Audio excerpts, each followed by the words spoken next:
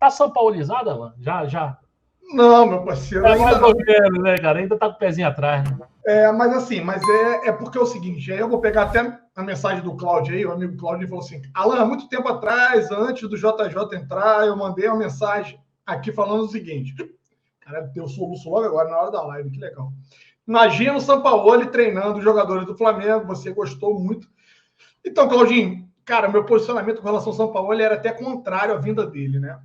Eu sempre me posicionei aqui pelo fato de achar ele meio maluco, ele é um cara meio enérgico, é um cara que chama muita atenção, gosta disso, gosta dos holofotes, e eu tenho, e até hoje tenho ainda esse certo temor com relação ao Sampaoli, porque na minha cabeça, cara, e aí eu tomei como verdade algo que pode ser que eu esteja completamente equivocado e torço para que eu esteja, mas aonde o Sampaoli conseguiu fazer bons trabalhos, galera, na minha leitura, tá? Não tinha jogadores de muita grife, né? De muito nome. Não tinha necessidade de você ter que administrar a gestão e fazer gestão ali de vestiário, que tem uma complexidade absurda.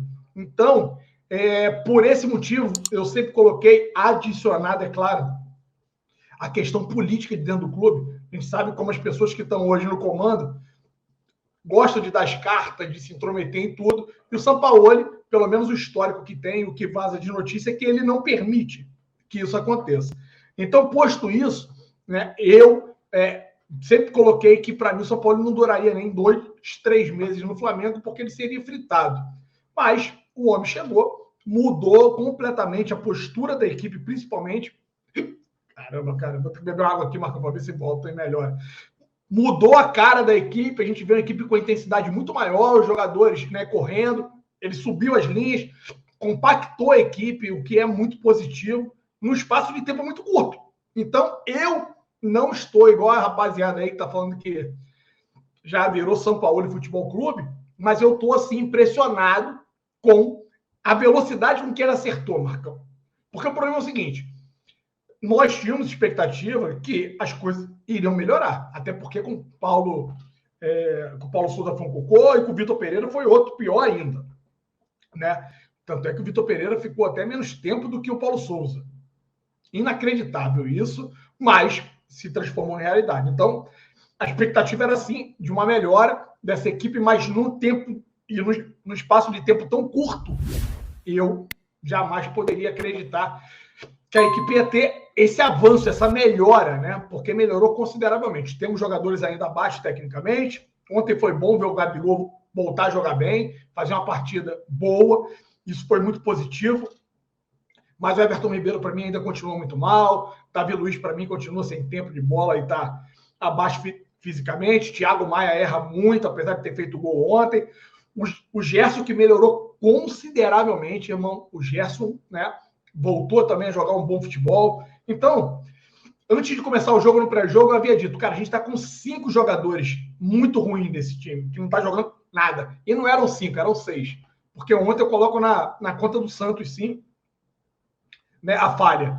Foi uma discussão minha do Cleitinho aqui no pós-jogo. O Cleitinho acha que não foi falha, o lance foi muito rápido ali no primeiro pau.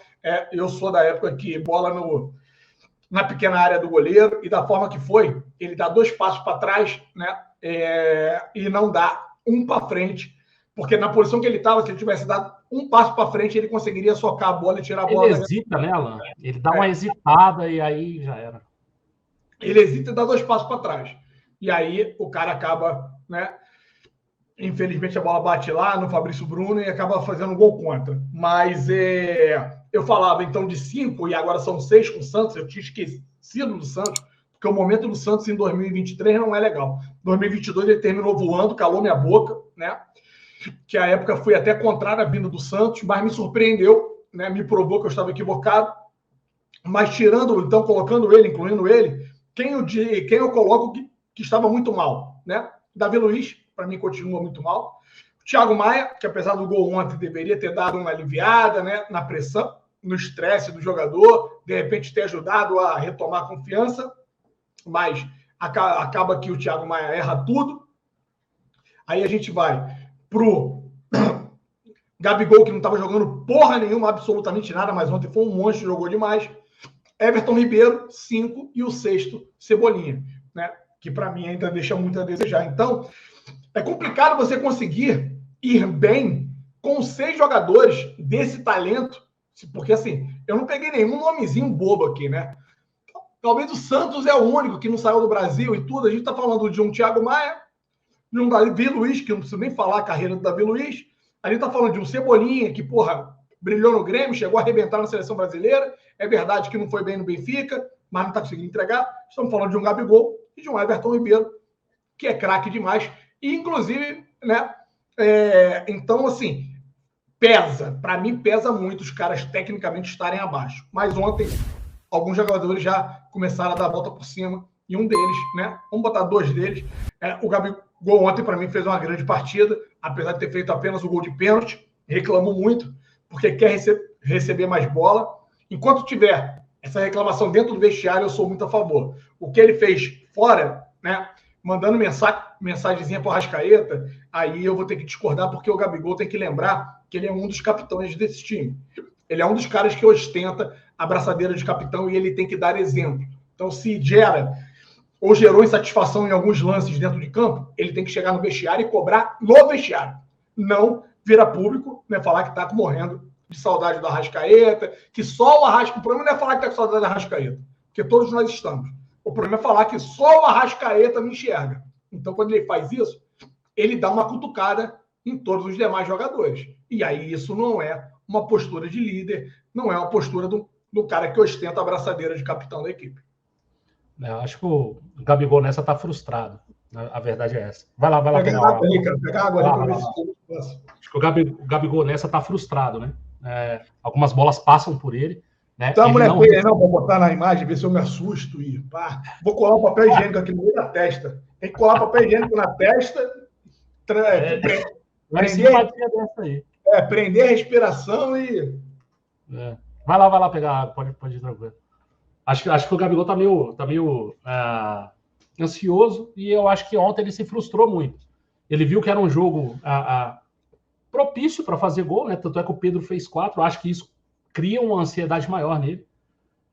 Ele teve algumas oportunidades em que ele passa, ele é opção, e ele acaba não recebendo a bola, né? A mais clara do Ayrton Lucas, a que eu fiquei mais revoltado, que era um passe óbvio, né? Era só tocar para o meio.